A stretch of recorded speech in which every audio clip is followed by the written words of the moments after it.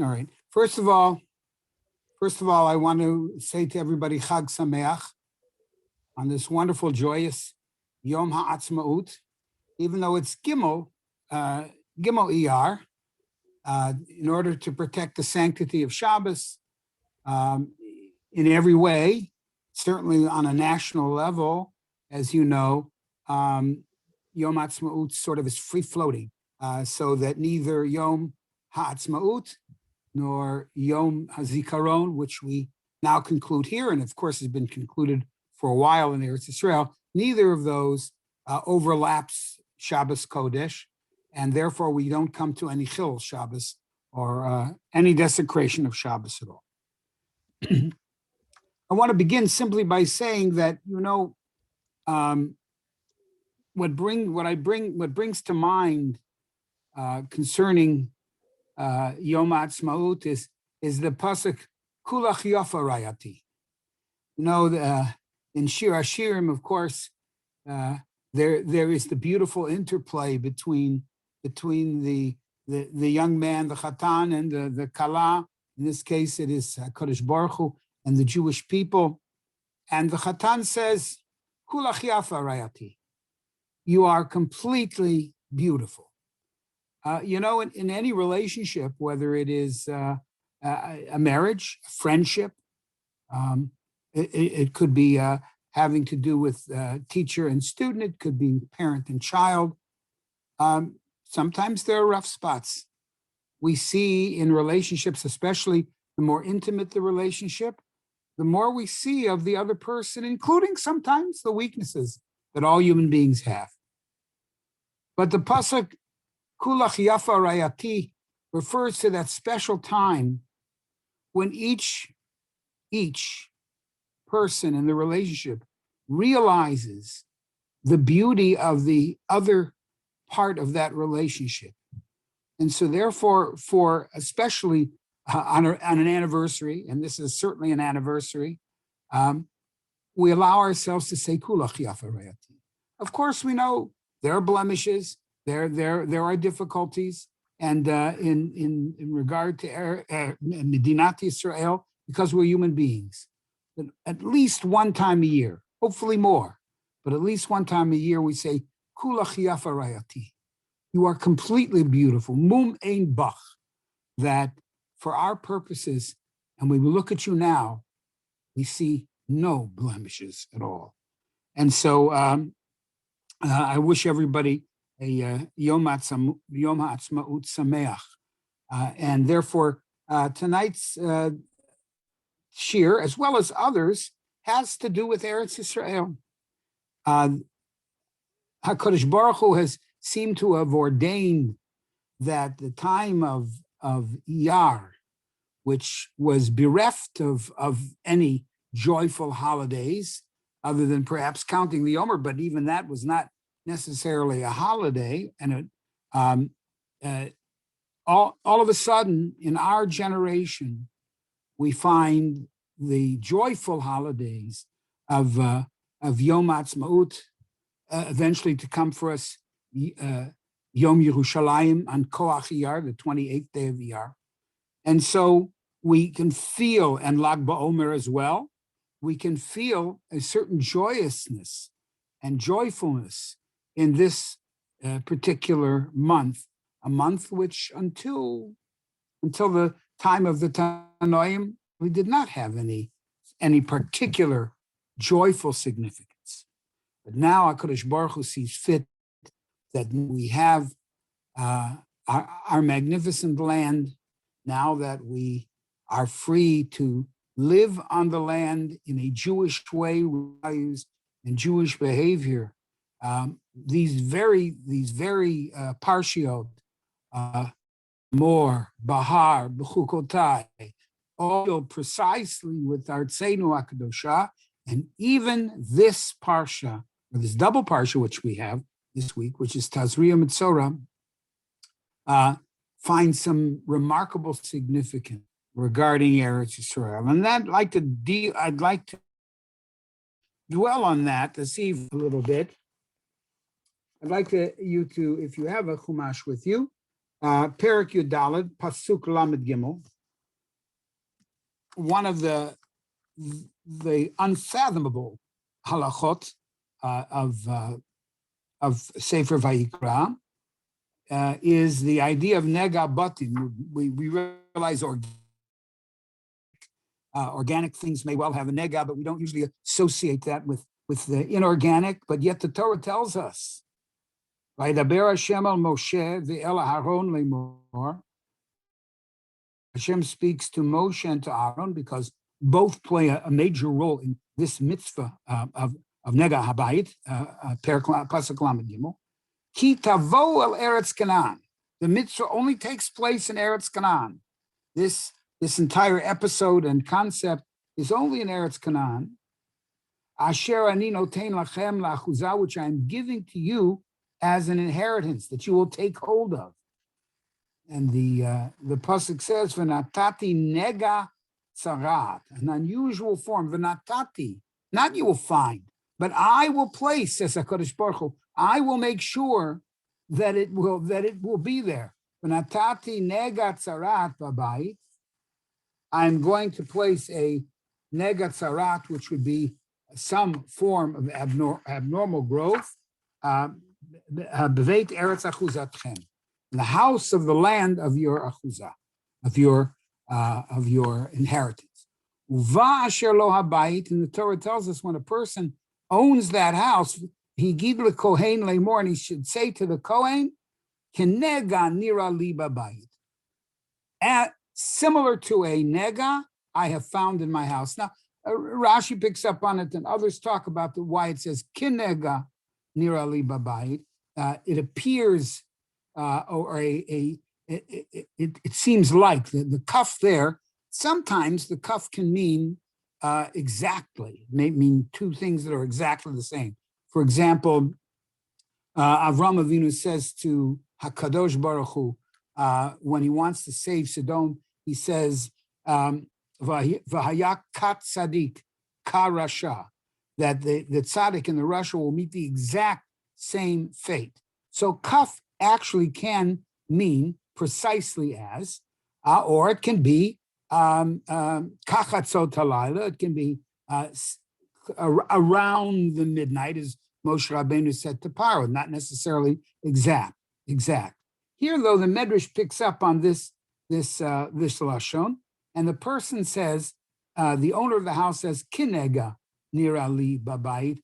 It appears it is a nega-like growth that is in the house.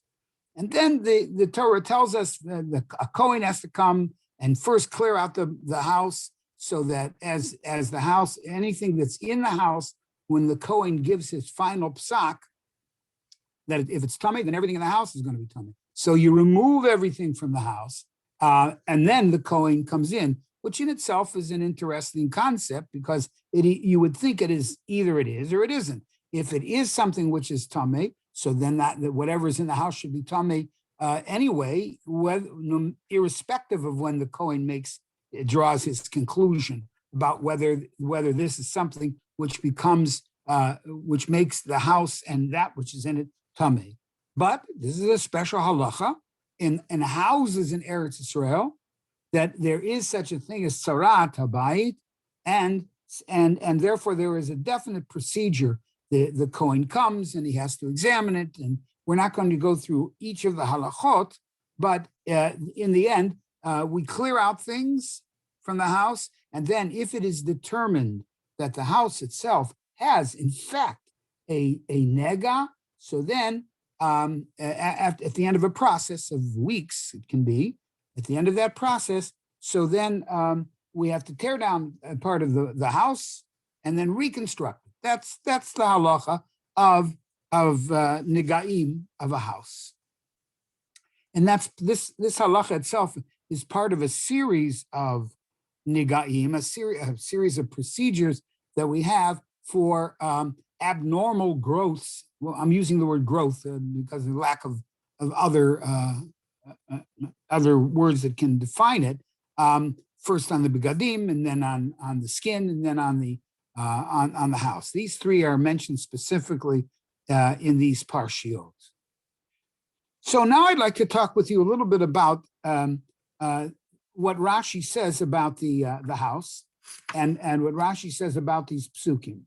First, Rashi says to us on the pasuk on pasuk lamed dalet. Hashem says, "V'natati negat tzarav." I will place it there. In other words, this is not happenstance that we're talking about.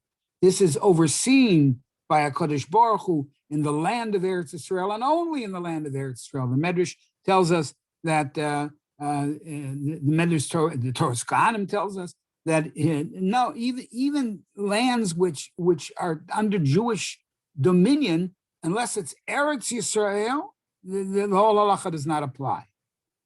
So Rashi says, "V'natati negat sarat b'sorahi." Good news. What kind of good news? If indeed the tzarat is defined and determined to be tzarat habayit, that's not good news. You tear down, you have to disassemble and then reassemble the house. It's costly. It's difficult. And Rashi, though, quotes the Medrash, which says, "The sorahi, good news, lahem." Why? Shehanad ga'im ba'im alehem. If one would find it, and actually the Gemara tells us that it was not something that was ever found. So, but nevertheless, lefi sheitminu amoroyim matmoniyot shel za. Emorium matmoniyot shel zahav. They hid their gold. The previous owners hid gold in the houses, hoping that the Jews will leave. That's sort of the opposite of the Shoah, where of course the Jews had to take things with them, and occasionally Jews did the hiding. And we do have instances where Jews in the time of the Shoah hid things of either great sentimental value as well as perhaps other actual value in terms of material value. They hid them. So this is what the Amorim did. The previous owners. Okay, the kirot batahem. They hid their gold in the walls. All the 40 years that the Jews were in the desert, and then the Ayidei Nega, this Nega that HaKadosh Baruch Hu placed into the house is notein habayit. Notetz habayit umtza'an. That we had to tear down the house or disassemble at the very least the part of the house, and that's where we found the zahav. So that's why Rashi says, and Rashi quotes the Medrash, that it is a besora tova. It is actually a good find, because what appeared to be bad really was in our ultimate good. And of course, this is a basic Jewish value of understanding. We will never understand various aspects of our life. Sometimes we can understand certain aspects, but not always. Today we heard a marvelous speaker, the former Mara Harris, who's now Mara Goldblatt, who spoke about, I think I'm going to convey this to you because it really is painful but beautiful. She spoke on Yom HaZikaron. She and her husband were the victims of a terror attack while they slept in the middle of the night, and the intruder came wanting to kill whatever he found. In fact, he did kill her first husband, Zichron Levracha, Zechat Tzadik Levracha, we can say. He died protecting her and their child, and she went through with us at the academy with our students. She said, it's a lot of it is like a needle point. I never thought of it that way. But she said this so beautifully. She said, if you look at the back of a needle point, all right, where you, I guess you put the needle in and you pull it out, it's in. If you look at the back of the needle point, it looks like it's in complete disarray, that there's nothing discernible there other than maybe a mishmash of colors. But when you turn it on to the front, so you see you have a beautiful picture, if it's done beautifully, done well. And so she said, the truth is our problem is we're always looking at the back. And that's true. Sometimes we get a chance to see the front. That's what Rashi's saying here. But some things we'll never know. We'll never see the front. We won't see in our lifetime necessarily the beauty, but maybe it'll come in the future. But HaKadosh Baruch Hu has the plan, and we can only go along with that plan here. And this Rashi is beautiful in that it helps to solidify for us what we think is bad. I have to tear down the house. I have to do this, I have to do that. We don't realize what may be hidden in that, both in terms of saving us from destruction or benefiting us materially. So that's that Rashi. Now, there is yet another medrash that I'd like to share with you on the house. There's another medrash that I want to share with you, and it takes a different historical approach. This is a medrash Rabbah that I'm going to read with you. It's the medrash Rabbah says as follows: that really the Torah is alluding to the historical nature of the Jewish people in the land of Israel. And it writes, this is taken from Vayikra Rabbah Yud Zayin. On this very pasuk, Hashem says, I will place a nega, I will place this growth, negative growth in your house, Be'eretz achuzatchem. So the Medrash says, what is this? Beveit Eretz achuzatchem, the house in the land of your dwelling, or of your taking hold. Zeh Beit HaMikdash. Says the Baal Medrash, it's talking about a house. In other words, when you have midrashim that don't necessarily seem to agree, unless they're mutually exclusive, they could be referring to both. Doesn't rule out the idea that it could be in a house. But the Baal Medrash writes, what does it mean? Beveit Eretz achuzatchem, in the house of the land of your holdings, Zeh Beit HaMikdash.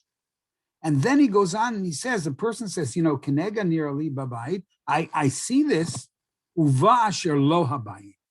Says the Baal Medrash, and there comes asher lo habayit. Lo means to him, the one to whom the Beit HaMedrash, the Beit HaMikdash is his possession. Who is that? Zeh HaKadosh Baruch Hu. So that HaKadosh Baruch Hu, this nega which we have, which HaKadosh Baruch Hu comes and he says, I think there is a nega in the house. Metaphorically, and what does the Torah tell us? V'higid laKohen. Just like in the pasuk it says you have to go to the Kohen. So the Medrash interprets v'higid laKohen in the following: he shall tell the Kohen, Zeh Yirmiyahu. Yirmiyahu was a Kohen he lived in Anatot. Anatot still exists in Eretz Israel. It is a town. It probably needs to work a little bit on things, but it is a town north of Yerushalayim now, Anatot. And so Hashem comes to Yirmiyahu, Uval HaKohen. He goes then to Yirmiyahu, HaKadosh Baruch Hu himself, and he says, Kenega nir ali babayit. HaKadosh Baruch Hu says, I see something which is unseemly in the house. Kenega nir ali babayit. Zoti nofet avodah zorah. This is the filth of avodah zorah. So you can see what the Medrash does. It takes a pasuk, which we lo haya v'lo nivra, we don't find it in Eretz Israel, but if it were to appear, it would only be in Eretz Israel. And he says, and there, the owner of the house, according to Rashi's simple view, is that he goes to a Kohen, he has to disassemble the house, and look what he finds. He finds riches that were put there. At first he thought it was bad, but it turns out to be good. The Medrash takes a different take on this. Medrash has a different take, that the house is the Beit HaMikdash. The owner of the house is HaKadosh Baruch Hu. The Kohen is not just any Kohen, it is the Kohen Yirmiyahu. And what is the nega? What is the unseemly thing which is in the house? So says the Medrash, Kenega nir ali babayit zel tinofet avodah zarah. This is the filth of avodah zarah. So then HaKadosh Baruch Hu commands, V'tziva HaKohen ufinu et habayit. If the Avodah Zarah doesn't leave, and this was the first Beit HaMikdash, not the second, the first Beit HaMikdash was destroyed because of Avodah Zarah, and the Tzivah Kohenu Finu et Habayit. They must then now Ufinu et Habayit. They must clear the house out. It must be gone. Everything must be gone. V'natatz et Habayit, and it must be destroyed. And what does the Medrash say? We're talking that's Nebuchadnezzar. That's the destruction of the first Beit HaMikdash. V'hotzi el michutz lamachaneh, and then everything is taken outside of the machaneh, which means Eretz Yisrael. The people are taken out of Eretz Yisrael. Everything is disrupted. And then the Medrash, and of course that's terrible. It's telling us a historical fact. And then the Medrash says, but don't give up hope. Yochol la'olam. I might think that with the destruction of this house, meaning God's house, the Beit HaMikdash, I might think it'll be forever. Now remember, in Tanakh, the word la'olam and the word olam always refers to time, not space. When we say Baruch Atah Hashem Elokeinu Melech HaOlam, and we make a bracha, it has come to mean the world or the universe, the physical world. But in the time of Tanakh, when the word olam is used, it is used almost exclusively as time. So Yachol la'olam, I might think that this destruction and this dispersion will be forever. Talmud Lomar, v'lakchu avanim acherot. They will take new stones. They will take, ultimately, there will be other stones that will be taken. Shnei Amar, Pasuk in Yeshayahu, Lachein ko amar Hashem Elokim. This is what Yeshaya says to the people. Hineni yisad v'tzion aveh. I firmly have placed in Zion a firm stone, a tower, Even Bochan, a tower that cannot be moved, Pinati Krat, a beautiful cornerstone. And of course, the cornerstone, usually when as we see in Hallel and other places, the cornerstone is considered not only the most beautiful of the building blocks, but also that which keeps everything in place. Musad, firmly it is set. Even though it was destroyed once, HaKadosh Baruch Hu will take new stones, says Yeshayahu. Hamamin lo yachish. The person who believes in HaKadosh Baruch Hu should not tremble or be afraid, because ultimately the Beit HaMikdash will be built. And so when we say on Yom HaAtzmaut, and those who say it every single week, Reshit Tzmichat Geulatenu, when we proclaim that Yom not Yom HaAtzmaut, but the state of Israel is Reshit Tzmichat Geulatenu, it is the very beginning of the redemption of the Jewish people. We see that with our own eyes. People 300-400 years ago had to be ma'aminim. They had to believe that eventually maybe the Jews might come back. We are back, and we are back in such a way that the world trembles when they realize the accomplishments of the Jewish people with the help of HaKadosh Baruch Hu, and of course with the courage of Tzahal and the courage of the people who live in Eretz Yisrael. So this medrash takes the pasuk out of its, shall we say, we'd have to say it's more of its contextual place, namely when you come into Eretz Yisrael, you who are going in, you will be building buildings, or you will be inheriting buildings. If don't be distressed if you see things that are scary or appear to be unhappy, because what you think is not good is kol man da'oved rachmana l'tavo. Everything that God does is for ultimate good, and that's the message of the Rashi that we learn. And of course, the message of the Medrash Rabbah is the message that a historical message, that there was a time when we lost the Beit HaMikdash. We lost it because of the nega, because the unseemly way in which we conducted ourselves in our lives. But, and the Beit HaMikdash was destroyed, but it's not la'olam. It isn't forever. We will, in fact, Be'ezrat Hashem, we've seen the beginning of the process right now. When we talk about process, I often point to a statement by Rav Kook Zecher Tzadik Uvracha, when we talk about the issue of B'chol dor vador, in every generation, chayav adam lirot et atzmo, a person needs to see himself ki'ilu hu yatsa miMitzrayim, as if he left Mitzrayim. And the obvious question is, how can you do that? How can you say that chayav adam, meaning to say it's obligatory? Well, I can never understand what it meant to be in Auschwitz ever. I can think about it. I can speak about it, but to see myself as if I was in Auschwitz and liberated, Kal v'chomer, how much more so, Yetziat Mitzrayim. So Rav Kook sets down an important yesod, an important principle of our own living, and that is that that we tend to think of something like Yetziat Mitzrayim as an event. And of course it was an event. But Rav Kook sees it as a process. Now, processes unfold. Sometimes it takes a day, a month, a year, a decade, a century, a millennium.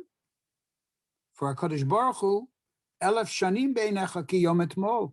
1,000 years in HaKadosh Baruch Hu's sight is like yesterday. And so we are seeing the unfolding. It took 2,000 years for us to be able to witness. Why us, I don't know. But for us to witness the magnificent return of the Jewish people to a Jewish state, which benefits not only us, but the entire world. And so therefore, we may have to wait a little longer, or it may come this Tisha B'Av, I don't know. But we are seeing Reshit Smichat Geulatenu. We are seeing that the house is being rebuilt. I would have thought Yachol La'olam, I would have thought it would be a destruction. Many people did forever. No. Torah tells us, Pinat Yikra, that the cornerstone is set and the building will come. So therefore, I want to take, I would just want to say one little thing about the Jewish home, since we're talking about homes. So let's talk about a home today, so we can bring it completely into our historical context. The Mishnah in Pirkei Avot says as follows: Yossi ben Yoezer ish Tzereda, Yossi ben Yochanan ish Yerushalayim. Two great Jewish leaders, actually two of the early great Jewish leaders. Up until their time, by the way, there was no enduring halachic disagreement on any halacha. That's what Chazal tells. Then until Yossi ben Yoezer and Yossi ben Yochanan, there may have been disagreements, but they were resolved. Permanent disagreements, which you have like Beit Shammai and Beit Hillel, about when we do things. Even the counting of the Omer, by the way, yesterday was 17. Just a reminder.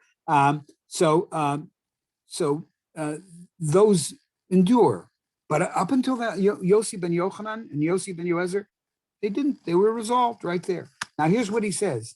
Yossi ben Yoezer says, "Yehi beitcha beit va'ad lachachamim." He says your house should be a meeting place for chachamim.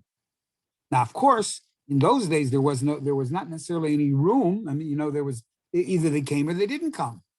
But the beit va'ad lachachamim certainly in our homes can be everything from the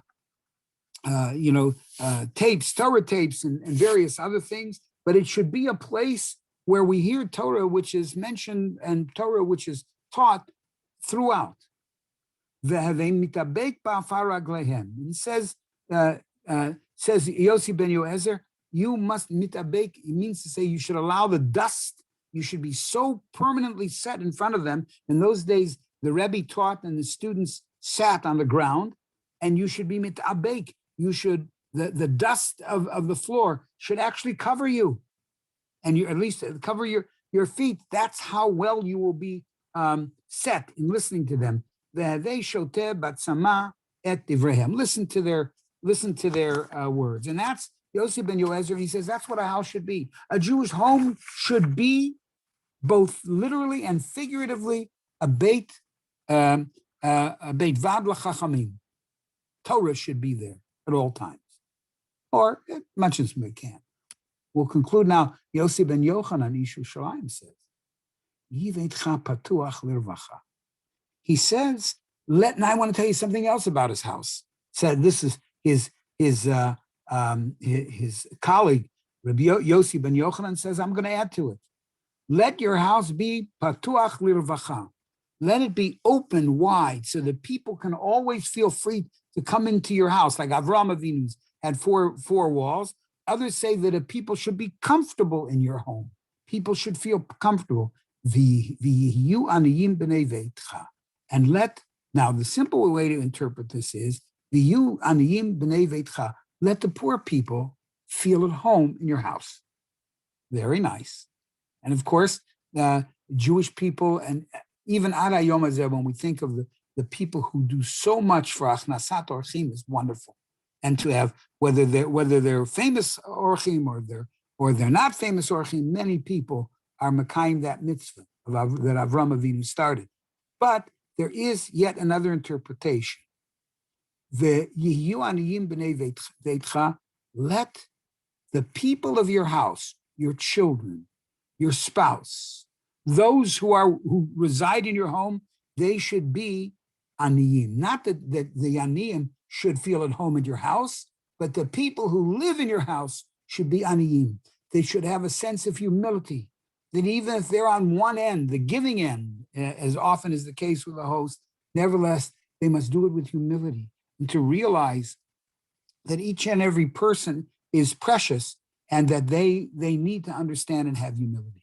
So today we focused on the Jewish home through the mitzvah of that we had of a nega, of taking growth, unseemly things out of our house in Eretz Israel. And then, of course, from that we moved to the very important concept of realizing kol man da'avad rachman l'tav of it, that everything Hashem does is for good, and when things seem to be bad, know that buried beneath and within them there is good. And then, of course, we move to the historical context of the house that Hashem refers to in the Torah here in this Parsha is not just our own individual homes, but it's the house of HaKadosh Baruch Hu. And the nega is, avodah zarah, by the way, is not necessarily only limited to bowing down to trees. All right, avodah zarah is whenever we engage ourselves excessively in things that themselves are meaningless. So the Torah tells us that we have to make sure that our house is. I mean, in terms of the Beis Hamikdash had to be destroyed, but not forever. And hopefully, B'nheira v'yameinu, it will be rebuilt. And this day that we celebrate today is the day which gives us renewed hope and vigor that in Yirtzeh Hashem, HaKadosh Baruch Hu will rebuild the house. So I want to wish everybody Yom Ha'atzmaut Sameach. Next week, I believe we go back to our regular 8 o'clock time. And again, those of you who need to count the Omer, feel free and do so. All right, good evening, everybody. Thank you. My pleasure. Thank you, Mike. It was great. My pleasure. you. Thank you. Thank Thank you. you. Call to them.